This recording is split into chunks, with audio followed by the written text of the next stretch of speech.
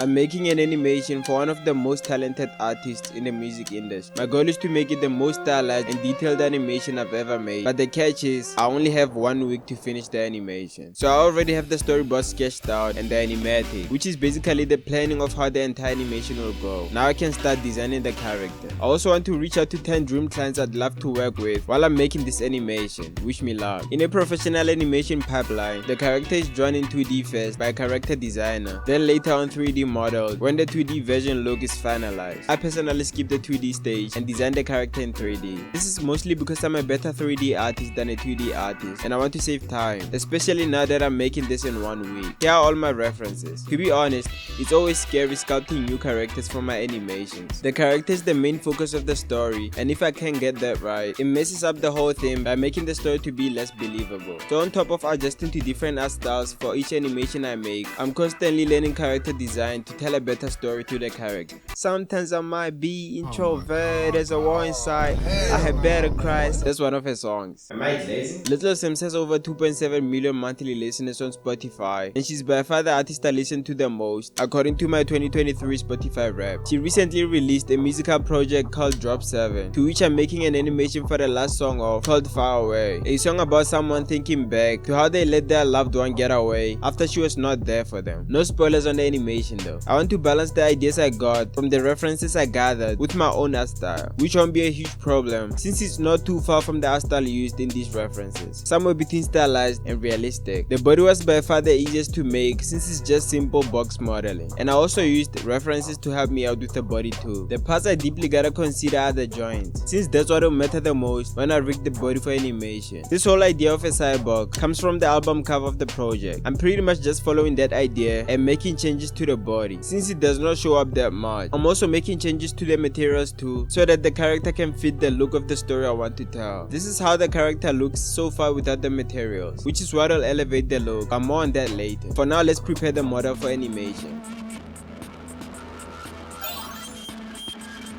I know most of you know what I mean, but for a few who don't, before you get to animate in 3D, especially after sculpting, you first have to reduce the density of the mesh, aka retopologize it, then rig it, which is basically giving the character a skeleton so that you can be able to move it. The character is the mesh I'm talking about in this case. I only have to retopologize the face for this project. The body was not sculpted, so it's not dense. I'm lowering the density of the face by adding bigger faces to replace these smaller faces it currently has. If I don't do this, my computer won't be able to animate this character since it will be too much to handle. It also makes things easier for me when I get to apply textures to the face. So this is how the head currently looks. I also added a mouth and teeth and a few other things to the body. I didn't retopologize the back of the head since it will be covered by the helmet. After a few hours of trying to figure out the rig, here's how the character moves. I basically used bones to rig the body, the head, and the movement of the eyes. I'll then be using face sets to animate the face since I don't have any complex face expressions. One thing I forgot to mention is that, like the cover art, there's also a butterfly in this animation. So I also 3D modeled it in twice since I thought I knew how a butterfly looks the first time, but apparently I didn't. So I had to remodel it looking at the references, and I also rigged it too. Now we are able to animate, but before we do that, let's quickly model a world for the animation. I'm only making one set since I'm going for a short animation happening in only one scene. I'm more focused on showing the emotions on the character's face and telling a story that way. Like the character, the set will be more detailed after I add a few textures, which I'm planning on doing all from scratch. But for now, here's how the set looks. Please don't forget to leave a like, it really helps out a lot.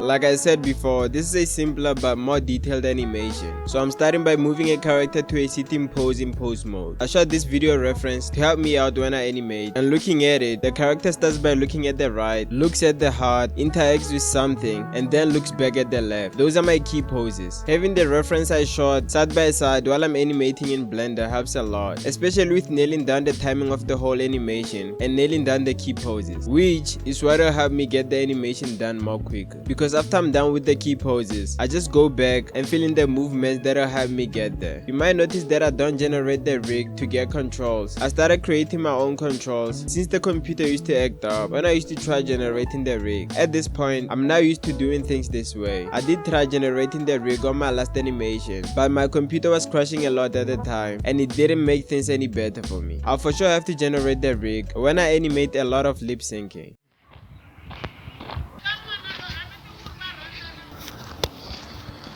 Taking a walk.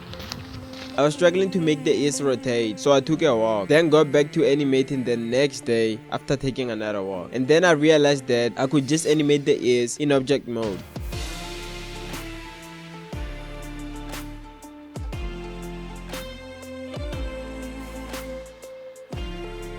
The butterfly was the next thing I animated, and I also had to look at some butterfly flying videos on YouTube to help me out.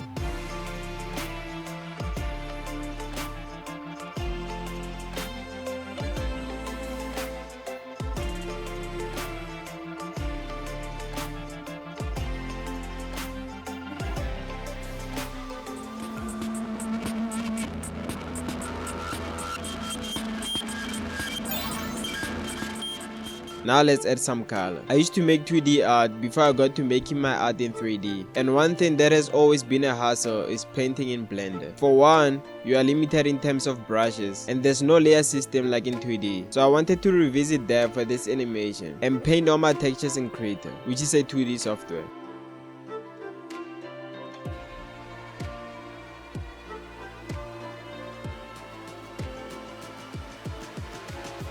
I basically unwrap each object in Blender, then export the UV layout and paint it in Creator. I then export a JPEG of what I just painted without the UV layout and open it in Blender once again. This meant I have to go back and forth between two softwares for multiple times since I had to readjust things if they looked off in 3D. But I honestly didn't mind it that much since painting in 2D is way much easier for me. This is the first time I'm doing this though. All my previous 3D art has been painted in Blender.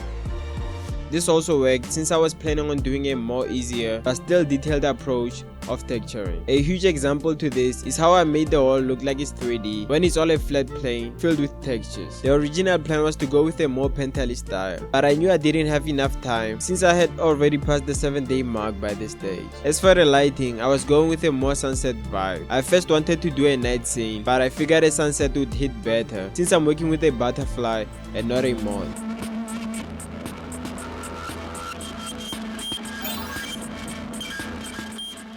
It's actually written compositing because I just wanna look cool. This is more like editing. In reality, I just combine the rendered clips with the audio, make sure the timing is right, and add a few effects. I do most of my work in Blender and render the animation how I want it to look from there. I definitely love to get deep into learning professional compositing though. I posted the final animation a few days ago, so I'll leave the link to go watch it at the top of the description. I'll also share if I manage to get replies from dream clients I've been reaching out to on my next video, so please make sure you subscribe.